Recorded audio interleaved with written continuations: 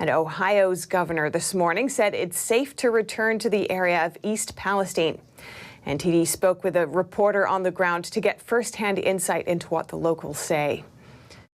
Ohio Governor Mike DeWine on Wednesday morning told MSNBC that data shows it's safe to return to East Palestine. That's after the local government initiated what they called a controlled burn of toxic chemicals after a train derailment. DeWine says officials will keep testing air and water levels. He advises people in the area to drink bottled water. NTD spoke with Lincoln Jay, a reporter for Rebel News. He's currently on the ground in East Palestine. But it's when you start digging a little bit deeper, when you start talking to the locals and you start talking to the residents here, you see that it's not back to normal, and many of them are very, very concerned. My kids, we're just running in to grab something, and then we're going back to Grandma's house because they keep breaking out in rashes.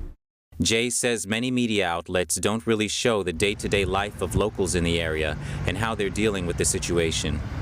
A lot of the locals here, a lot of the residents, they feel like they're not being told the truth, and they feel like it isn't safe to be here right now.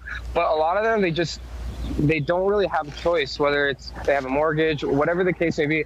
A lot of them are simply stuck here, and there's really nowhere else to go. So they're in a tough spot. Meanwhile, in Arizona, authorities on Wednesday morning extended a shelter-in-place order. That's after a truck carrying nitric acid crashed. This caused the chemical to spill over. People driving by the crash site saw these yellow fumes rising into the air. Law enforcement evacuated a 1.5-mile perimeter after the incident on Tuesday afternoon. On Wednesday morning, they extended a shelter-in-place order from a 1-mile perimeter to this 3-mile perimeter. They told residents to turn off heaters and/or air conditioning systems that bring in outside air. The CDC describes nitric acid as a highly corrosive, colorless liquid, which can cause an acrid smell. Depending on the amount, the chemical can cause fluid in the lungs, lung inflammation, bronchitis, and dental erosion. Reporting by Arian Pastar, NTD News.